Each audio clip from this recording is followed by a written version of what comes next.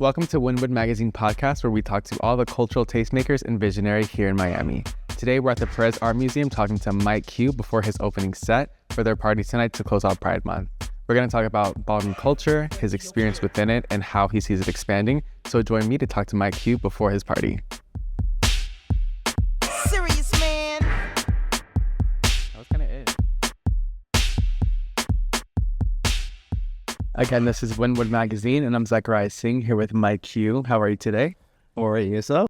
I'm good, thank Thank you. you for having me. My pleasure, thank you. You just got back from a lot of different places, different cities, different events. How's that been for you? It's been good. It's been great to be outside. To being Pride Month, I'm always booked up a lot.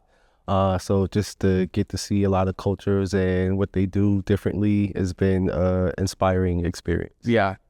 Here in Miami, now that you're here, we have our own, different kind of characteristics and what makes us unique. What do you think that the ballroom scene has to offer for Miami, or how do you see that kind of culture emerging here? We have our own kind of like club scene, but I feel like that's a very different thing that I would like to see like kind of emerge.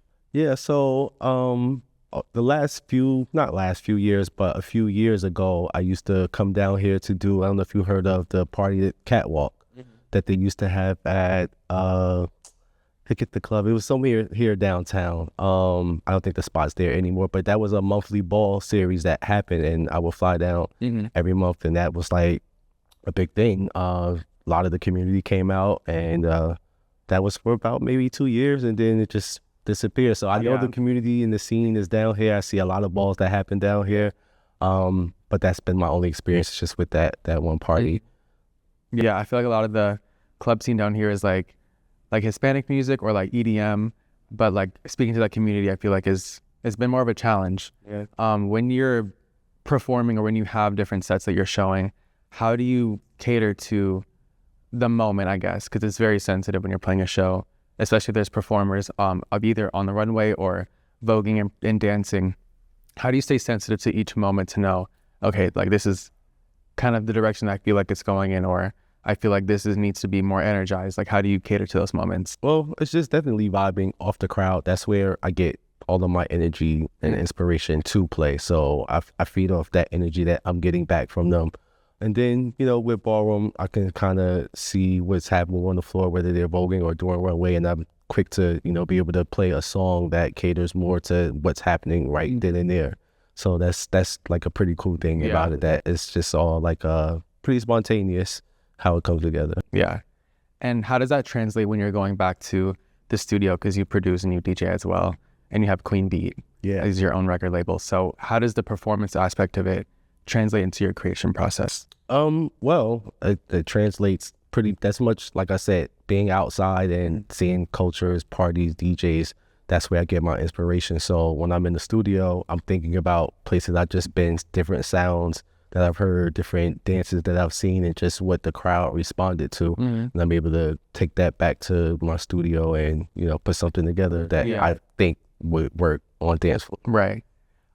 With like knowing what will work for certain things, what's the difference between you playing at like Monday night Vogue nights or Latex Ball, like two kind of different events? How do you know when to like cater to what? Well, those two with it being ballroom, it's like hand-in-hand clockwork for me. I can do it with my eyes closed. I like Vogue nights. Actually, when I used to DJ there at Esquilitas, a DJ booth was in the back of the club. It was a small, tiny window that you really couldn't see out of, and I become accustomed to that. So I'm just sitting in the back. I might be on my phone, but I'm listening and hearing it, able to respond just from what I'm hearing. So between the two, the Latex Ball, everyone can see me, is out, is big, but it's still the same vibes, if you ask me, between the two. But then let's say if it's like a club night or something like that, then it changes up a little bit. Sometimes there will be like a ballroom moment there or not, but I'm still playing ballroom music. And, people respond to that differently, whether they are doing what they need to do to the music or whether they just like, trying to shake their ass to a Vogue track or something. Yeah. What is your expectation for tonight? We're here at a museum, very popular museum down here in Miami. It's very iconic. Do you anticipate people having a ballroom moment, or is it just going to be kind of vibing out? or how have you curated the moment to be? What is your expectation? I'm kind of vibing out, seeing, what's going on. Again, I'm flexible with what's happening. If we're going to have a chill night with just some house music, play a little bit of Vogue stuff. Well, I'm going to play a lot of Vogue stuff. Okay. So we're going to get them out there. And then I heard a few different houses are going to show up. So Oh, really? definitely going to cater to them and what they're doing. Yeah.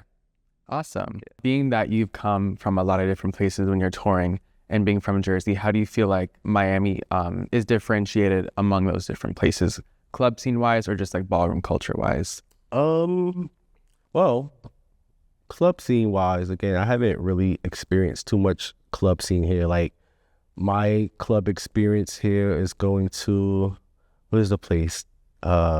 Twist on South Beach. So I've been there like late nights, and that's kind of like the only club I really been to when I think about it here. But I would love to experience more of that. I did go to WYNWOOD last night to a party a friend of mine took me to. Okay, cool. Just to experience like reggaeton music and stuff like that, because I don't really play too much of that, but it was good to hear, and that was even inspiring to me, and like sounds that I want to use and play with.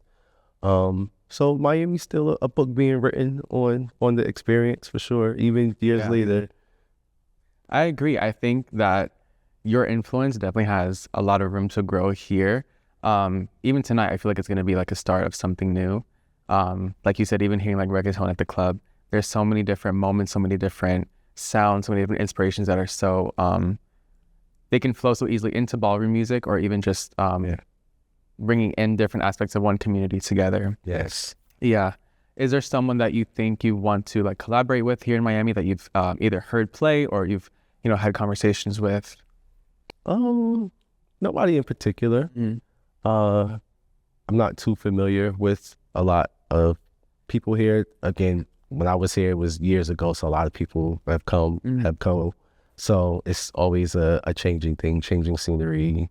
Everyone's moving in, moving out. So I don't know who's here anymore.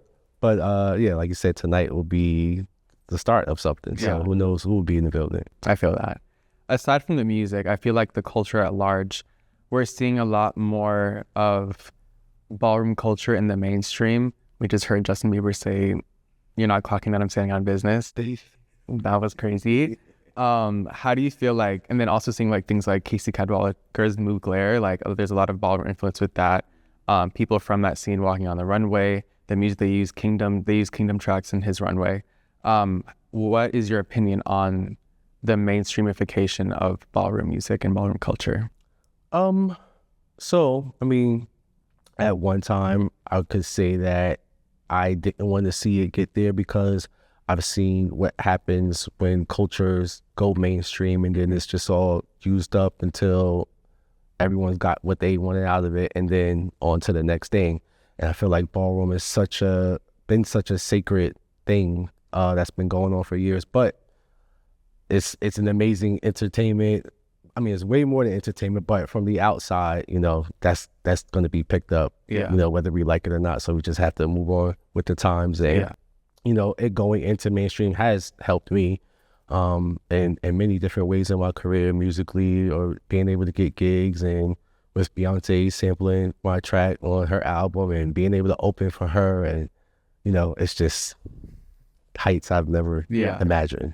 Yeah. What has this experience been like for you, like coming from a more underground place to now being more in the mainstream, with, being on Legendary? That was a big moment, opening for Beyonce, like you said. What has that transition been like, and what do you see for the future? It's been pretty cool. All of this is unexpected. I never even, when I started making music and DJing, I didn't expect to go anywhere outside of New York, New Jersey. I was just doing it because I enjoyed it. But that, that led to something. So the transition's been great. I'm just going with the flow, and, who knows what happens next. Yeah, that's awesome. If you could speak to that person back in New Jersey and in New York who was just starting out, or your friends maybe who, didn't have the same vision as you, what would you say to someone who's like just starting out? Be consistent and do it for yourself first. Do it because you like it, you want to enjoy it. It's not about being in the limelight or for all of the money and stuff. Just do it because you like it first, and be pure with it. And Yeah. I think everything just falls into place. That's awesome. This one's kind of fun, but I know I haven't seen you on the runway before or walking for a house. But if you could choose a category, what would you walk? I always say that I will walk Schoolboy Realness because it's just a regular, normal category. I felt like, I had the younger face back then. Still do now. But Right. so yeah, I feel like being on the ballroom floor is a lot of anxiety for me. It's a lot of attention, like, which I don't like. I enjoy being behind the booth. It's different there, but sometimes I get out on the floor. They've called me out, even just recently in Brazil last week. They called me out for LSS, so I had to give them a little one too. But yeah, it happens. That's amazing. Yeah. Well, thank you so much. You are a legend, a star, and a statement. So this has been nothing but a pleasure. I really appreciate your time. Thank you. Thank you so much.